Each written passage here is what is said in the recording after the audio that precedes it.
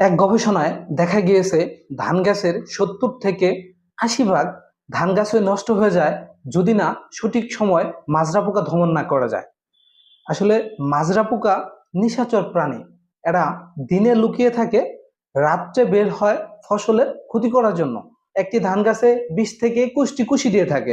তো এইখানে যদি ধরেন 5টি কুশিও যদি মাজরা পোকা কেটে ফেলে, সেক্ষেত্রে কিন্তু ধানের ফলন কমে যাবে। তো এই সহজ কথাটি কৃষক বোঝে না। মাজরা পোকা সাধারণত 3 ধরনের হয়ে থাকে: হলুদ মাথা মাজরা পোকা, কালো মাথা মাজরা পোকা, গোলাপি মাথা মাজরা পোকা। বাংলাদেশের প্রেক্ষাপটে হলুদ মাথা মাজরা পোকার আক্রমণ সবচেয়ে বেশি লক্ষ্য করা যায়। তো আপনাদেরকে চিহ্নিত করতে হবে আসলে হলুদ মাথা মাজরা পোকা নাকি কালো মাথা নাকি গোলাপি মাথা। আপনাদেরকে চিহ্নিত করে তারপর ব্যবস্থা নিতে হবে। মাজরা পোকার ক্ষতির ধরন আমাদেরকে জানতে হবে। মাজরা পোকা সাধারণত এক ধরনের কীড়া জন্ম দিয়ে থাকে। মাজরা পোকা ধান গাছ কেটে দেয়। এভাবে কিন্তু আস্তে আস্তে দেখবেন আপনি মানে যে কোনো শীষ যদি শীষ অবস্থায় কেটে থাকে, তো শীষ যদি আপনারা নর্মালি টান দেন দেখবেন উঠে আসতেছে, কোনো ছিঁড়া অবস্থায় না, দেখবেন আপনি অল্পতেই উঠে আসতেছে। এমনকি দেখবেন ওইখানে কালো দাগ হয়েছে।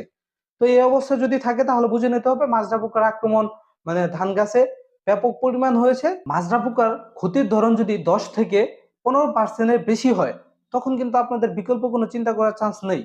যে কীটনাশক স্প্রে করে মাজরা পোকা দমন করা সম্ভব, সেই কীটনাশকটি স্প্রে করতে হবে, তবেই কেবল মাজরা পোকা দমন করা সম্ভব।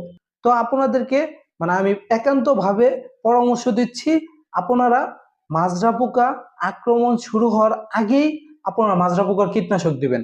কারণ আমরা এই বাংলাদেশে দেখলাম, আমি নিজে একজন কীটনাশকের দোকানদার, প্লাস হলো আমি নিয়মিত কৃষি কন্টেন্ট আপলোড করি। আমি দেখতে পারতেছি অনেক কৃষকই এই ভুলটি করে যে তারা মাজরা পোকার আক্রমণ দেখা দেওয়ার পরে তারা কীটনাশক স্প্রে করে। তখন কিন্তু আসলে মাজরা পোকা ক্ষতি করে ফেলেছে অলরেডি।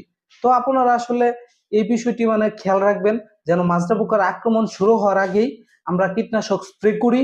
তো এই যদি আমরা স্প্রে করি তাহলে কিন্তু আসলে কি মাজরা পোকা সহজেই দমন হয়ে যাবে।